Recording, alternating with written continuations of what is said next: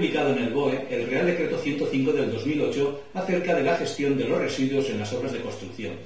Desde esta fecha se establece la obligatoriedad de realizar en la fase de proyecto de un estudio de gestión de residuos de construcción y demolición. Igualmente, el Real Decreto obliga en la fase de ejecución de obra a realizar un plan de ejecución de residuos de construcción y demolición.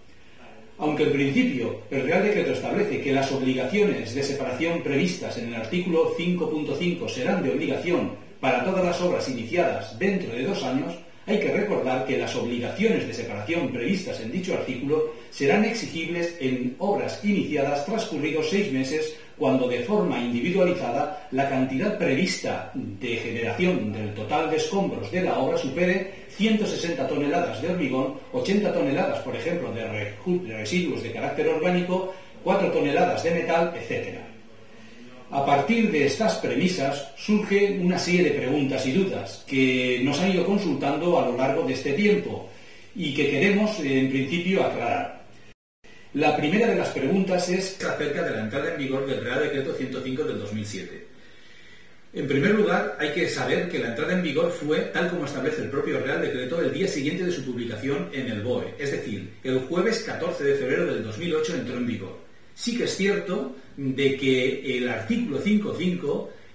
entrará en vigor posteriormente, es decir, para algunas obras, concretamente dentro de 2 años, y para otras obras, en función de la cantidad de residuos que se hayan generado, pues entrará en unos 6 meses, ¿de acuerdo? Pero no hay que olvidar que el resto de las exigencias, y con ello me refiero al estudio de gestión de residuos de construcción y demolición que establece el artículo 4 y al plan de ejecución de residuos de construcción y demolición que establece el artículo 5.1, son ya de obligado cumplimiento, es decir, que todo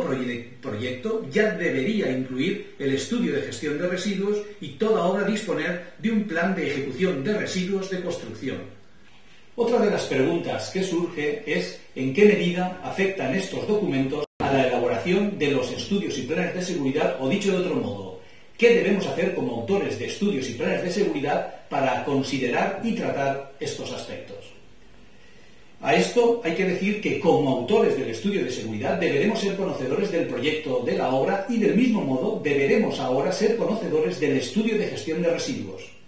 Conocer el estudio de gestión de residuos nos permitirá conocer la cantidad y naturaleza de los residuos, las medidas de prevención inicialmente previstas, el modo de separación de los mismos, su eliminación prevista, las instalaciones de almacenamiento en obra previstas, los planos de ubicación de los residuos, etc. Es decir, todo esto facilitará que en los estudios de seguridad se deba contemplar la adopción de medidas preventivas y actuaciones de prevención encaminadas al tratamiento, almacenamiento, operaciones de retirada de residuos, etc. Es decir, que deberemos considerar las zonas y áreas de almacenamiento, su señalización, su tratamiento preventivo, etc. Del mismo modo, y como autores del plan de seguridad, deberemos ser conocedores del plan de ejecución de residuos, el cual, y de un modo parecido, nos permitirá conocer la cantidad estimada de residuos, y muy importante, la naturaleza de los mismos, de manera que permita definir las actuaciones preventivas y medidas de prevención a adoptar en la manipulación y almacenamiento, así como en la eliminación de los mismos. El modo, por ejemplo, de separación, las instalaciones de almacenamiento previstos en la obra, etc. Por ello, en los planes de seguridad se deberá igualmente contemplar la adopción de medidas preventivas y actuaciones de prevención en la manipulación y tratamiento de los residuos de la obra, así como la señalización de zonas de acopio, delimitación de espacios, medios de evacuación en las operaciones de carga y descarga, etc. Por lo tanto, podemos afirmar que tanto en el estudio como en el plan de seguridad deberá tenerse en cuenta todas las actuaciones preventivas referentes al tratamiento de los residuos, incluyendo la información que deberemos transmitir a los trabajadores para que sean conocedores de dichas actuaciones y de dichas medidas preventivas. Es decir, no podemos nunca ignorar que el tratamiento de los residuos deberá formar también parte de la información que debemos transmitir a los trabajadores de la obra. Surge una tercera pregunta. A nivel de coordinador de seguridad, ¿qué debería de tenerse en cuenta referente al tratamiento de los residuos? Bueno, y a este respecto, el coordinador de seguridad está en la obra para coordinar la actuación preventiva de las diferentes empresas, tanto contratistas como subcontratistas. Y como consecuencia de ello, deberá igualmente coordinar las actuaciones desde el punto de vista preventivo, tanto del tratamiento, manipulación eliminación, separación de residuos y escombros de la obra, etc. De manera que dichas actuaciones se realicen de un modo organizado, respondiendo a lo establecido y planificado en el plan de seguridad, para que ninguna empresa actúe negligentemente o por su cuenta. Del mismo modo, deberá exigir en la aprobación de los planes de seguridad el que se contemplen estas actuaciones preventivas para el tratamiento y manipulación de los residuos.